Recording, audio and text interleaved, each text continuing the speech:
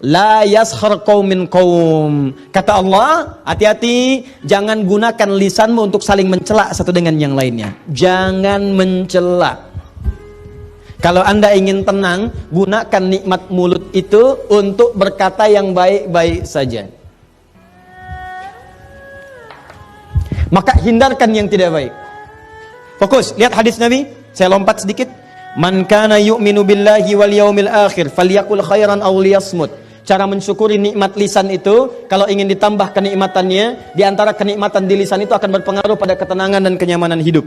Orang yang nggak bisa menjaga lisan, maka hidupnya cenderung tidak tenang dan tidak nyaman. Fokus baik-baik. Kata Nabi, bagaimana caranya? Katakan yang baik-baik. Kalau tak mampu, pilihan keduanya diam. Tidak ada yang ketiga.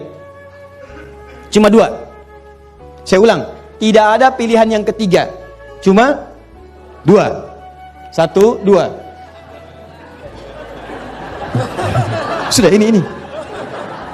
Pilihannya cuma ini. Kata Nabi, katakan yang baik-baik, kalau tak mampu, diam. Jadi cuma dua, baik dan diam. Ada berapa? Oh, kan? Jadi katakan yang baik, kalau nggak bisa diam. Nggak ada yang ketiga. Dimohon maaf, kalau hidup Anda ingin tentram, dapatkan tentram itu kenikmatan. Kalau ingin nikmat, kata Nabi, baik aja yang baik katakan. Katakan yang baik, katakan yang mulia, katakan cinta, ya katakan yang indah-indah. Kalau nggak mampu, diam aja. Diam. Nah, Ustadz, apa di antara yang tidak baik yang nggak boleh kami lakukan? Sehingga dengan itu berpotensi hidup kita nggak tenang. Kayaknya nggak nikmat. Kaya tapi nggak tenang. Maaf, mewah tapi gelisah. Nggak nikmat. Apa di antara rinciannya? Turunlah ketentuan Allah di Quran surah 49 ayat 11 sampai dengan 12. Kalau Anda masuk coba-coba ke sini, maka Allah akan jamin Anda nggak akan pernah tenang hidupnya. Yuk, satu, kata Allah jangan mencela.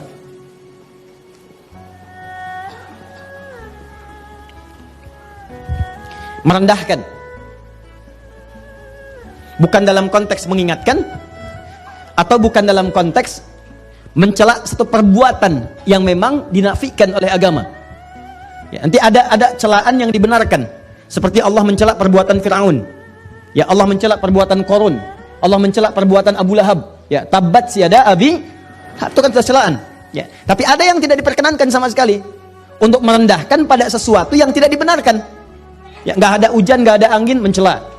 Ya, mohon maaf sekali, mohon maaf ya. Celaan yang tidak memiliki argumentasi yang dibenarkan oleh syariat. Ya, karena iri hati, mencela.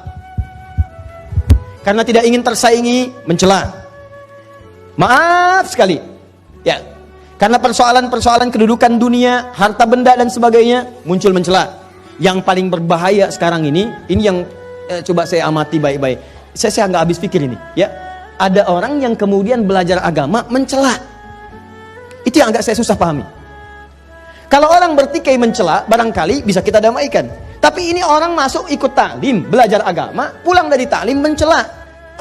Saya suka berpikir, ini di taklimnya belajar apa? Kata Quran jangan mencela. Anda belajar Quran, pulang dari ngaji Anda mencela. Apa yang Anda pelajari itu apa?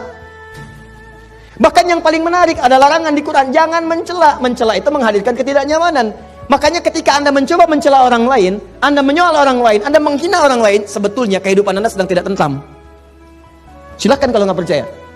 Dan sekarang celaan itu bukan cuma di lisan, sudah masuk tangan. Tuh, dah tulis di media sosial. Dan sudah menjadi bagian dari kenikmatan bagi sementara orang. Kamu tidak seperti apa yang aku duga. Terus nulis itu santai banget sambil masak di dapur. Yang paling nggak tenang ditungguin komennya itu. Belum. Udah 3 jam belum. Yang paling nggak enak sampai mau tidur, itu baru mau tidur pun ngecek lagi. Udah berapa komen hari ini? Yang paling bahaya, bangun dari tidur pun lupa baca doa, yang dilihat handphone. Ya, bahkan ada satu surat menyebutkan langsung, orang-orang seperti ini siang dan malam tidak akan tenang. Siang dan malam tidak akan tenang. Ya, pasangannya apa? Gibah. Dan celakanya sekarang diperhalus. Ya, ada gosip, ada ngerumpi, ada macam-macam dan sebagainya. Silahkan cek. Orang ini langsung dijamin oleh Allah Subhanahu wa taala. Mohon maaf sekali, orang semacam ini bukan cuma tidak akan tenang di dunia, di akhirat pun akan dibuat gelisah.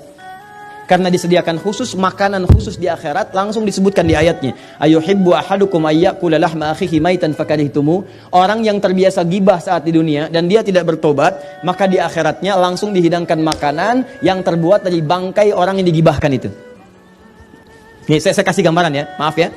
Kalau ada orang gibah bisa membicarakan seseorang dengan niat untuk merendahkannya. Begitu dibicarakan itu baru disebutkan namanya dengan niat tadi itu sudah memindahkan pahala. Di hadis Muslim, pindah pahala. Ya. Misal, Anda bicarakan, jangan Anda lah, orang lain ya. Bisa bicarakan yang lain, begitu dibicarakan disebut namanya. Itu Adi Hidayat tuh. Ya. Baru Adi Hidayat tuh. Ustadz bid'ahnya belum disebut. Ya. Tuh Adi Hidayat tuh. Ya. Begitu disebutkan Adi Hidayat, itu langsung pindah pahala dia kepada saya. Seketika. Ya, seketika. Saya tidak Ustadz, bagus. Tidak seperti yang itu tuh, dia tuh selalu begitu. Nah, itu pindah. Seketika pindah. Nah, kalau dia tidak bertobat, diteruskan ada itu begini, sebutkan semuanya. Itu secara otomatis langsung akan dibentuk dari mulai wajahnya, ke tangannya, sampai dengan ke kakinya. Kalau tidak bertobat, maka hukuman pertama saat masuk neraka ini makan bangkai saudara yang kamu telah bincangkan itu di dunia. Ayo, habiskan, dipaksa tuh, terus. Tarik dulu bunuh-bunuhnya, celupkan ke neraka. Begitu dicelupkan, lapar ya, tuh makan bangkai. Ya, ayo makan. Haus, nih minum nanah. Masukkan, ayo angkat, masukkan, angkat, lapar, buang. Demikian seterusnya. Jadi awas, hati-hati. Di dunia dia dibuat tidak tentram karena orang yang gibah itu nggak akan pernah tenang. Nggak akan pernah tenang. Dan di akhirat dia akan dibuat oleh Allah semakin merasa tidak gelisah dan tidak akan pernah tentram untuk selamanya. Di antara manusia yang paling luar biasa mengamalkan ini, menjaga lisannya, dan sampai kemudian mohon maaf teman-teman, mohon maaf sekali. Sampai beliau ini Masya Allah, sampai tidak menemukan sebuah hal yang kotor dalam jiwanya.